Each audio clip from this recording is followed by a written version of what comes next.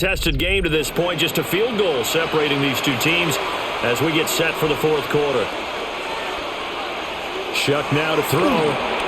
This is Fant on the short completion. And this winds up a gain of 4 to the 41. Completion was given up, but that's why you play zone defense, so that you can have people around the ball when it's caught, and you don't give up much run after the catch. If nothing else, they've already taken a couple minutes off the clock here already as they come up second down. He'll keep it himself. Then he gets this to the 35. Good for a gain of 5.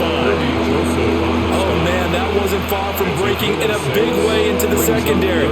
Read option, quarterback kept it. And while he didn't get a first down, he did get a nice chunk of yardage. Only a nice tackle prevented it from maybe going all the way. The Saints on third down. They've converted a third of their opportunities, 3 for 9. They're looking at third and a few inches. And he'll be touched out here, but not before he does pick up the first. 2 yards is the pickup, and the Saints are going to get a first down. I don't know about you, but I like this call.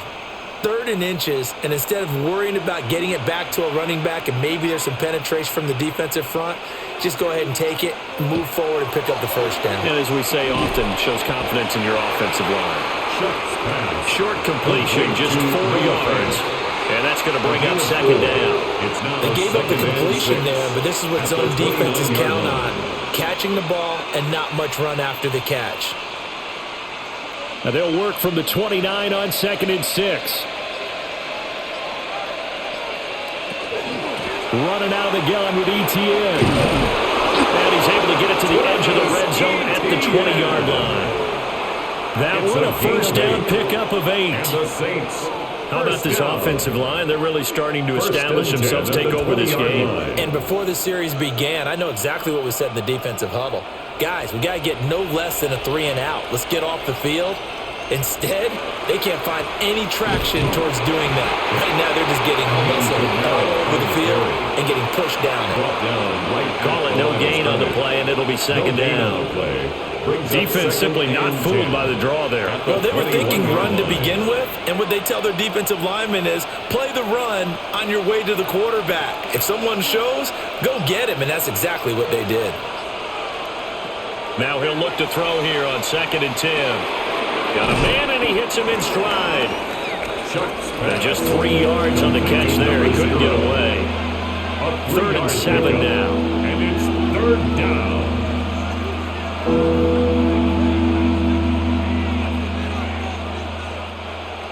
So 7 yards from the first down here as they come up to the line of scrimmage.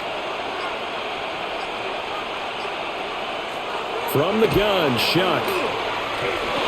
Oh, the ball comes out on the hit, but they'll say it's incomplete. So decision time now, because a field goal keeps it a one-score game. What are you thinking? Well, I'm looking at the down and distance, and that's where the issue comes in. It's not short enough that it's a no-brainer and you go for it. You have to analyze this one. To me, you take the field goal, take the points. I don't think you want to risk coming away with nothing. And his kick is good. And that will double their lead as it's up to 6. So they get the 3, but you wonder now, is that going to be enough? Excellent question, because when I look at the smiles on that side of the field, they're a little tight, aren't they? If they had scored a touchdown there, those would be big half-moon grins right now because they'd feel a whole lot better about their position. And a touchdown in the other direction, all of a sudden they're down. The ball upright on the tee, and the Saints kick team booms it away.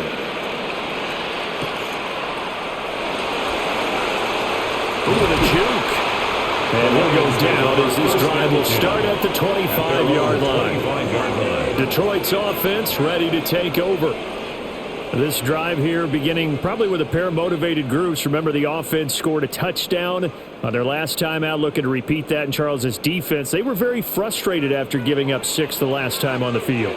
And frankly, it's just a battle of wills in a lot of ways because you know they're both motivated, they both game plan for this drive, and they both have specific outcomes in mind. To me, it just comes down to who can execute better and which side can step up and assert its will over the other. His back has been a dependable safety valve all game, so he went back to him when his first read was covered. just unable to connect, so the play results in no gain. So following the incompletion, here's 2nd and 10 from the 25. To throw is gone. Going underneath, Gibbs has it. And he's going to get a good gain of 9 here up to the 34. And at his size, he's a smaller back. You can get him the football. He can kind of get lost, make someone miss. It's good for him. Yeah, it's great for him. I like what you said there. Sometimes he gets lost in the traffic a little bit, but get him out in the open field into some space. That plays to his strengths the best and keeps him out of it where all the big boys are. They can make someone miss in the open field. He'll wind up getting 2 there as he does it himself and picks up the first. And when all you want to do is keep your drive going, quarterback sneak's a great call, isn't it? Pick it up, get a new set of downs. And on 3rd down, usually you think 4th down quarterback sneak. There, though, it worked on 3rd. And he's going to be met at the line of scrimmage and taken down. Just a yard on the pickup there, and it'll bring up a 2nd and 9. 1 yard. Yeah, things were pretty stacked up there in the middle of the line. A lot of bodies, not much space. I think ultimately he was fortunate to get anything out of that run. So from the 37, here's a 2nd down and 9. Here's Goff. Throw left side complete. That's Gibbs. It's a loss of a yard, so it's back to 3rd and 10. Well, sometimes despite the best planning, the defense actually has a plan as well, and they blanketed everyone on that play. They were able to close it down and spill him for a loss. The offense on 3rd down, they're right at about the league average, 40%, 4 for 10. This is 3rd and 10. A shotgun snap for Goff. He's going to leave this for his running back. It's complete. And he'll be out of bounds after getting this one across the 40. He did his best to just get 4 out of that, but not enough. And now 4th down. He got out of bounds. That's a good thing, but still short of the first. And now, since this brings up 4th down, the defensive play call, grab your nerves, because now you don't want to be so amped up that you give them a 1st down by getting out of your lanes, but you also don't want to just lay back and let them have it easily. It's a 45-yard punt, 6 yards on the return. And it will be 1st and 10 as they take over. Now the Saints coming back out ready to go for this next drive.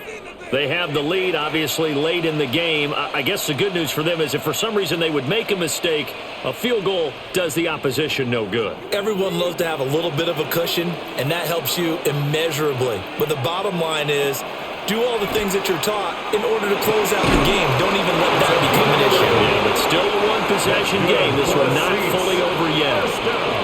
A gain of 11 to kick off the drive, and it's a quick 1st down. What may seem a little unorthodox to some people, got the lead, 4th quarter, yet he's still firing away. I think he believes that's the best way to go ahead and win the game.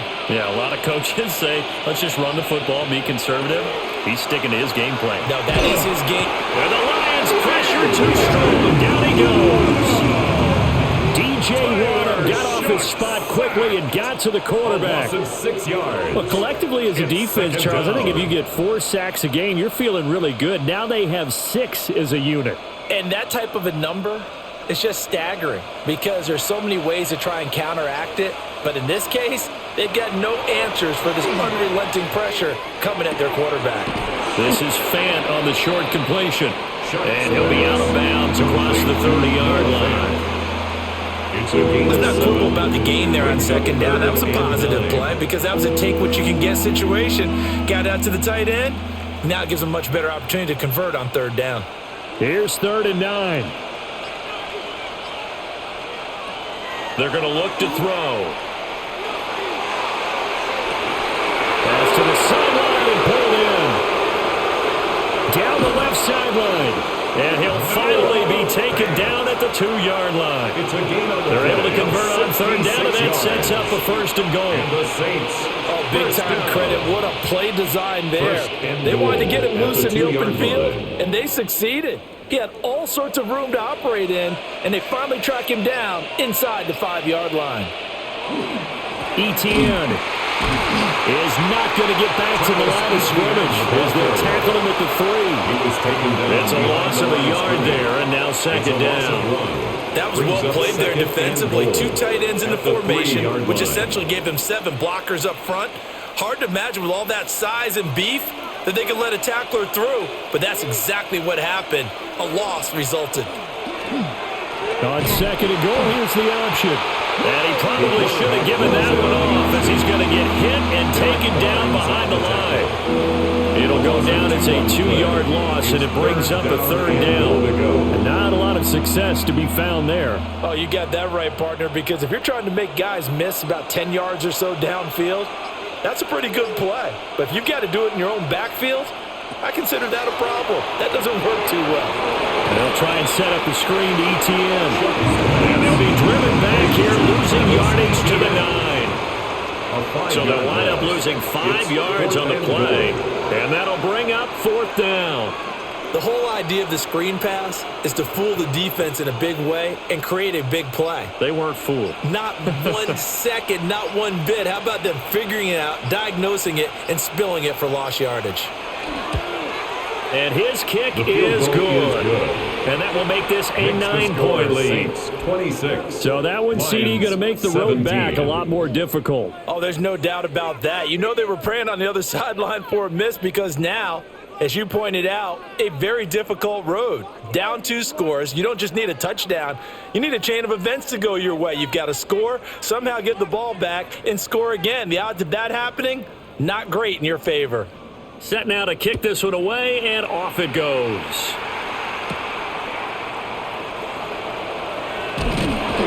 And a decent return out to the 27-yard line. And Detroit getting set to go now. And the complexion of this one has changed a fair amount. That last field goal made it a 2-score game, so they need to get points out of this drive relatively quickly. Goff and this Lions offense set for a 1st and 10 at their own 27.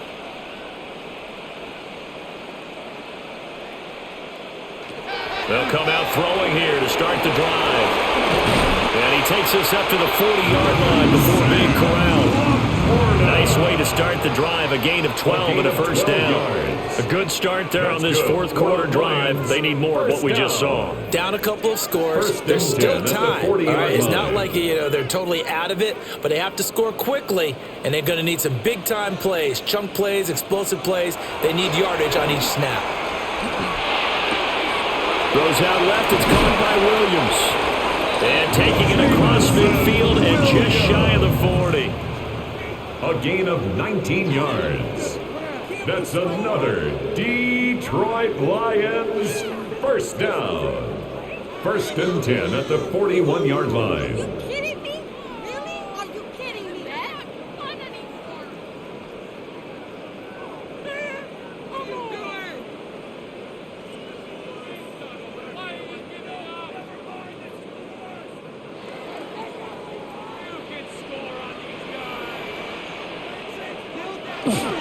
Hand off now to Gibbs.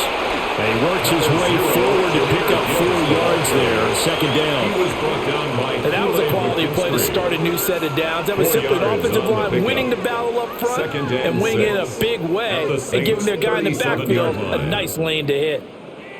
2nd and 6 coming up.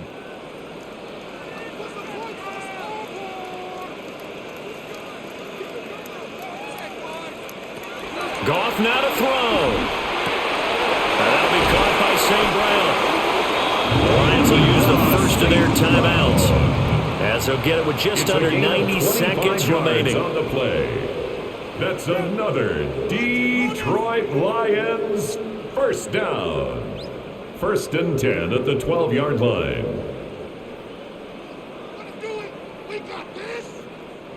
A 2 timeouts still remaining, but scoring quickly a must. It's 1st and 10. On to Gibbs. Here's Gibbs. And he'll get this one down to about the 10-yard line. Well done to sniff that out defensively. He had it diagnosed pretty quickly. I love that description because diagnosed is perfect on that one. Read his keys, made the play, and he couldn't even get going moving the football.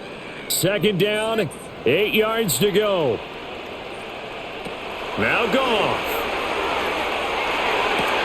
This will be caught at about the 6. And he'll get this down inside the 5 to the 4 before he's out of bounds. That's a gain of 5. I know sometimes we can get fooled when we watch him make catches, as we just saw him do there, because he really looks like a wide receiver the way he goes about his business. Yeah, 230, 240 range. Yeah, not super huge. Maybe not counted on to be that inline point-of-attack blocker that we used to have in the good old days. But you can flex him out. You can run wide receiver routes with him. You can make him a primary target, and that's how he'll shred the defense. Incomplete. A lot of practice time, a lot of thinking goes into 2-minute drills, even on the defensive side. So now you want to make sure the guys understand. Continue to be aggressive, but make sure you're smart in doing so. So now one of the biggest kicks of the night is forthcoming. This to get it back to a one-score game. Bates' kick is good. And that'll move him back within 6 now. Well, a close game like this, obviously you want the touchdown, but certainly they will take the 3. And they'll be okay with that, but let's throw a little credit to the defense as well. And I'm just glad this doesn't come down to a debate, right? Which side won, partner? Because the defense, hey, we didn't give up a touchdown. The offense, hey, we put 3 on the board. Either way you look at it, I think both sides gained something out of that drive. And this is going to be recovered by the hands team. And that should just about put a capper on this one. The risk-reward of the onside kick, when you don't get it, the risk comes out to play, and here they gave up great field position. And that's the key to everything, because you're trying your best to press advantages when you have them, and field position leads you to that type of play calling, and whether you want to blitz or whether you want to throw the ball deep, those types of things. Now they've given up that type of field position, the advantage is switched to their opponent.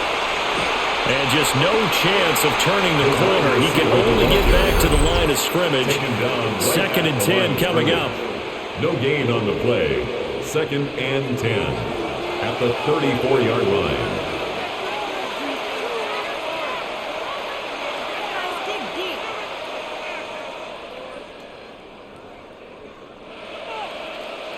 Another running situation on the doorstep as they come up 2nd and 10. That one looks like he'll throw here. Throwing right, and that's complete. The Lions quickly now going to use the last of their timeouts, as they'll stop it with just over 40 seconds to go in the game.